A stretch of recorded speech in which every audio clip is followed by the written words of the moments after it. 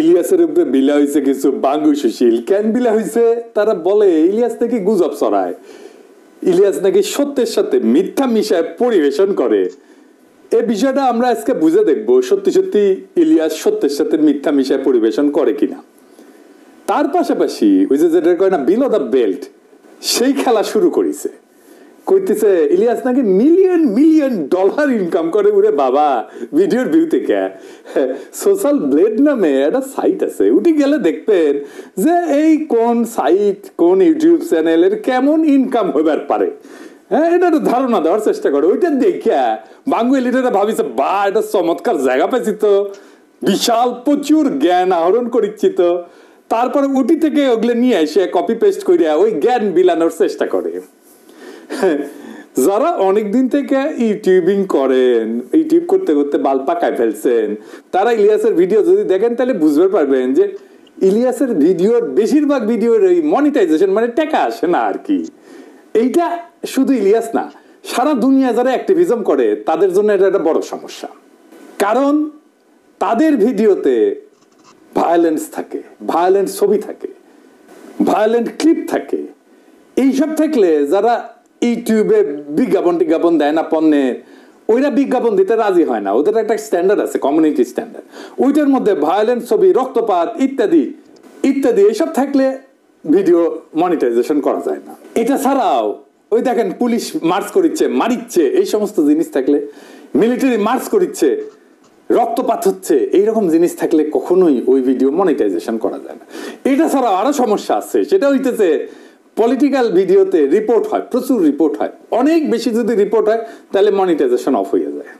ইলিয়াস যদি million million dollar কামাইতো তাহলে Uber চালায়, তার পেট চালাইতে হইতো না। যারা মেলা চেষ্টা চরিত্র করিছে, ইউটিউবার হবি, ফেসবুকার হবি, মেলা মানুষ চিনবি, যারা যখন পারেনি তখন ওই ঈর্ষা ওটা ঢেলে দেয় ইলিয়াসের উপরে।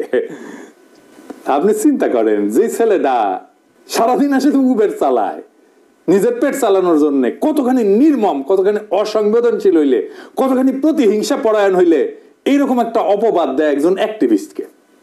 ইলিয়াসের হয়তো সীমাবদ্ধতা আছে, সবারই আছে, আমারও আছে, কিন্তু বাংলাদেশের প্রশ্নে, বাংলাদেশের স্বার্থের প্রশ্নে, বাংলাদেশের জাতীয় স্বার্থের প্রশ্নে ইলিয়াস কখনো কোথাও কাউকে ছাড় দেবে না। ইলিয়াস ব্যক্তিগত লাভের জন্য দেশের স্বার্থকে কোনোদিন বিকায় দেবে না, এটা বিক্রি করবে না। এই জন্যই দেশের মানুষের অকাতর ভালোবাসা পাইছে। দেশের মানুষ না যখন কাউরে ভালোবাসে এমনি এমনি ভালোবাসে না, সে বুঝে যে কারে ভালোবাসা যায় আর কারে যায় না। অবাক ব্যাপার হইতেছে কি, যারা একসময় ইলিয়াসের ভিডিওর প্রশংসা করেছিল এখনই তারা উচ্চ কণ্ঠে সমালোচনা করছে।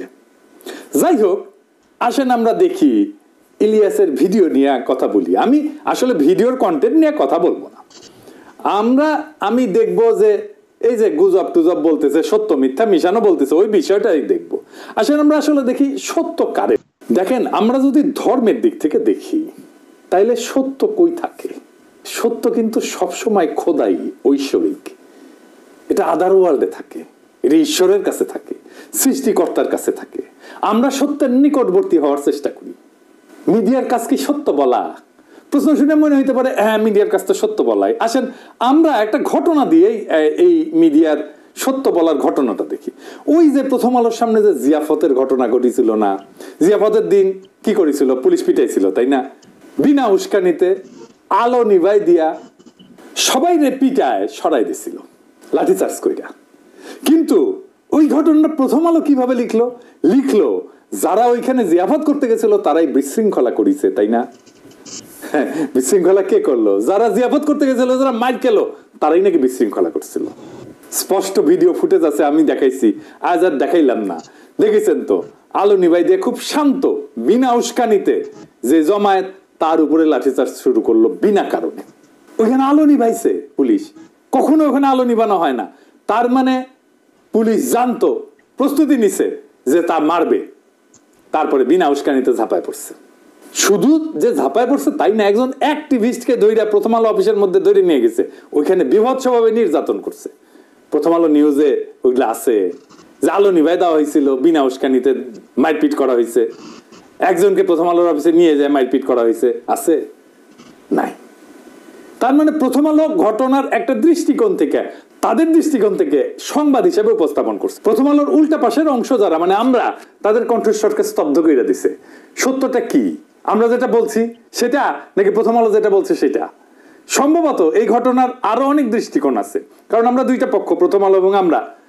প্রথম আলো একটা পক্ষ, আমরা আর একটা পক্ষ। তাহলে একটা তৃতীয় নিরপেক্ষ বা অন্য আর একটা পক্ষ, আরো 3-4টা পক্ষ থাকতে পারে। সবগুলো দৃষ্টিকোণ কি একটা সংবাদ মাধ্যম প্রকাশ করে না। সে করে তার জন্য যেটা সবচেয়ে সুবিধাজনক সেটা প্রকাশ করে।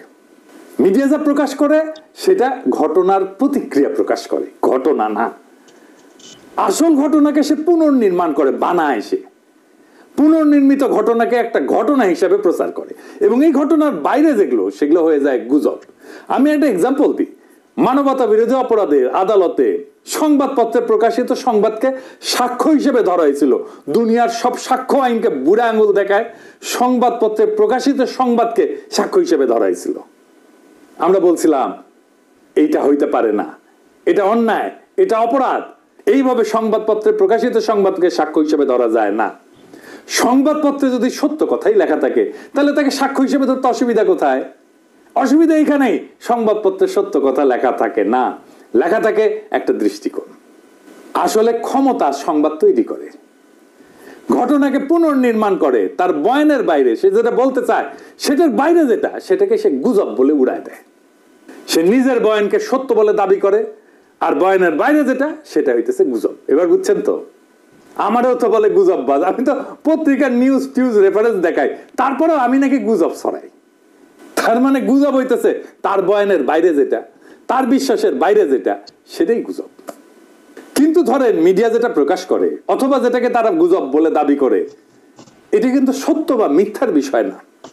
এই দুটেই হইতেছে পারসেপশন। এটাকে বলা যাইতে পারে ধারণা। কোন কোন পারসেপশন, কোন কোন ধারণাকে লোকে বিশ্বাস করে, এটাকে বিশ্বাসযোগ্য বলে মনে করে। এমনকি এইরকম ধারণা যে ক্ষমতার গদিকেও কাঁপায় দিতে পারে। আপনি যেটাকে বিশ্বাসযোগ্য বলে ভাববেন সেটা কিছু পূর্ব শর্ত আছে, সেই পূর্ব শর্তগুলো পুরো হইলে বিশ্বাস পোক্ত হয়। আমি একটা এক্সাম্পল দিই। ধরেন র‍্যাব কইতেছে যে হেলিকপ্টার থেকে গুলি করা হয় নাই, কিন্তু আমরা জানি, আমরা বিশ্বাস করি হেলিকপ্টার থেকে গুলি করা হয়েছে। তার মানে বুঝছেন তো, আমরা যেটা মনে করতেছি এইটা বিশ্বাসযোগ্য। ধরেন গার্মেন্টসের কোন শ্রমিকের উপরে বা বাসায় কাজের মেয়ে, কাজের ছেলের উপরে যে টর্চার হয়, এই ঘটনাগুলো খুবই বিশ্বাসযোগ্য ঘটনা। 1857 সালে সিপাহী বিপ্লব হয়েছিল, ওইখানে রটনা হয়েছিল যে ওই যে কার্তুজের মধ্যে শূকর আর গরুর চর্বি একসাথে মিশায় দেওয়া হয়েছে এবং কার্তুজটা মুখ দিয়ে কাটতে হইতো। ওটা একটা বিশ্বাসযোগ্য বিষয় ছিল। এই যে পারসেপশন বা জনতার মধ্যে যে ধারণা, বিশ্বাসযোগ্য ধারণা তৈরি হয়, এইটাকে নিয়ন্ত্রণ করার জন্যই মিডিয়ার জন্ম। মিডিয়া মানেই জনতার পারসেপশন বা ধারণাকে নিয়ন্ত্রণ করা। মিডিয়া মানেই একটা প্রোপাগান্ডার মেশিন। মিডিয়া কোন একটা পারসেপশন বা ধারণাকে সত্য বলে দাবি কইরা রটাইতে থাকে। এখন ক্ষমতার কি দরকার? এই পারসেপশনটাকে কন্ট্রোল করা দরকার তো, কারণ আমরা দেখতেছি যে এই পারসেপশন গুলো ক্ষমতার গদিকেও কাঁপায় দিতে পারে। তাহলে ক্ষমতার যেটা দরকার সেটা হইতেছে কতগুলো ঘটনাকে বানানো হিসাবে আর কতগুলো বানানোর জিনিসকে ঘটনা হিসেবে রটনা করা। তার মানে সে ঘটনাকে গুজব বলবে এবং বানানো জিনিসকে ঘটনা হিসেবে রটনা করবে।